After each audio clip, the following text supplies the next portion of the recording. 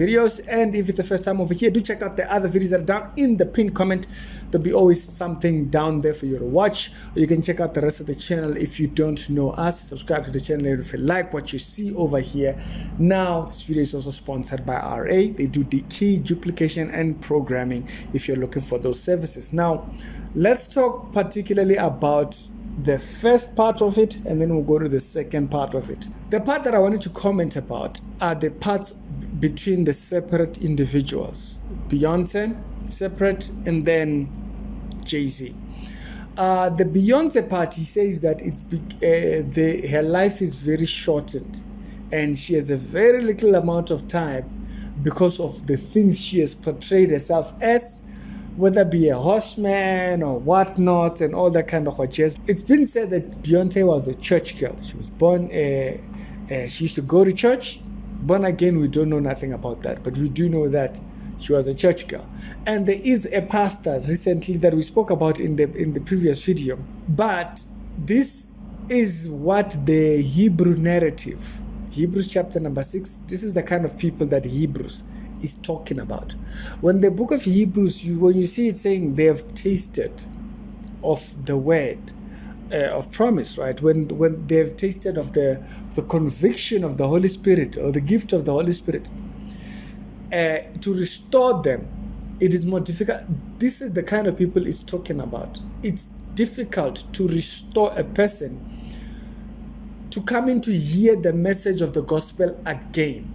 Okay, they might have heard it the first time and they didn't believe it, but to get them to be willing to listen again, it's a very difficult task. Problem is, they know what has been said, even though they might not know the details, and they will dismiss you just because you want to explain the details because they feel like they already understand it. This is why it's difficult to convict such people or to bring such people to faith, because they are so easy to dismiss it because they don't believe the message as a whole. Their problem is the message as a whole. They don't believe it. They went to church and they think going to church is what makes a relationship with God. And so these misconceptions they have hinder them from believing. Now, let's talk about the second person, okay? Because he says that to her it's a death prophecy. Now, to Jay-Z, what is Jay-Z's situation with church? I can't remember if Jay-Z did grow up in church. I can't remember that part of his history. But I do know that there was a thing that actually turned Jay-Z against religion. And it was an event that happened in his family where a person who claimed themselves to be a minister or a preacher, someone in authority, did something to someone in his family that actually made him see religion a certain way. And that's where his issues with religion started. So Jay-Z might have never heard the gospel. He might have heard people saying, come to Jesus. That might be the general thing that he might have heard, but he's never heard the message. So the likelihoods of one of these two people coming to faith, what is the likelihood of these two people? The likelihood for someone to come to faith is Jay-Z. Yes, the one who is completely opposite or opposed to it, because they've never heard it, are the ones that are likely to believe. Okay? The ones that they show no interest, completely dismiss it. You know, I think I once made a story time. I don't know if I made a story time of a friend of mine who actually passed away not long after he got married. I don't know if you can alert me if I've made the story time. It's one of the most heartbreaking stories, you know. And he was completely opposed to church, and he would constantly come to my Bible studies. Not when I was on YouTube, way before I was on YouTube. And he would constantly engage me, asking me questions, whatnot, and stuff. And I thought, this kid is just annoying. Little did I know that those conversations we were having, they started, or they lit a fire in him to question enough that he got the answers. And he became a believer. Okay? And so the person, that part, speaking from experience, a person who's completely opposed to it is the one who's more likely to receive the message of the gospel.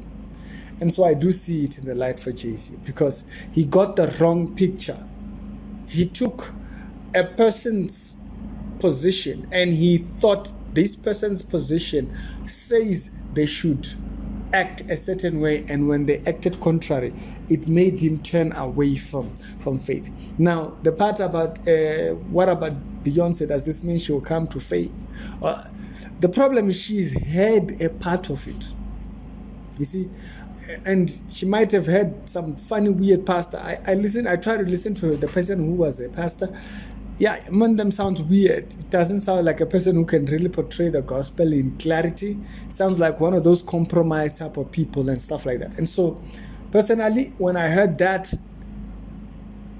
I can see why she might have had a portion and she thinks she gets it.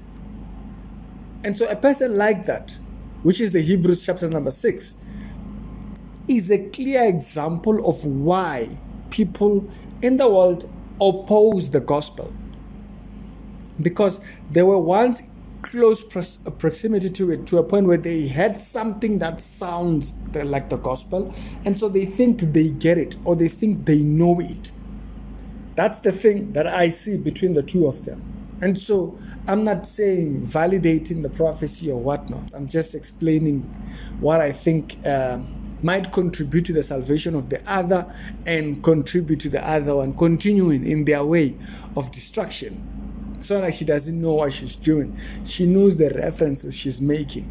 Now, she might justify it for artistic reasons, but it's a rebellion nature that is acting out. And so I do see hope for the other one. Although for the other one, there is a lot more steps to climb, because they assume they know it.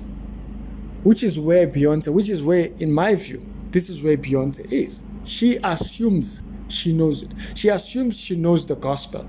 So she doesn't have to, like, what? I've heard it. You know, and a person like that is very dismissive. Little do they know that they don't know. So yeah, tell me what you think. It's the Reality Show with daily Christian commentary videos. Other videos, don't read them down in the pinned comments, and I will see you on the later on. Y'all be blessed. Salute.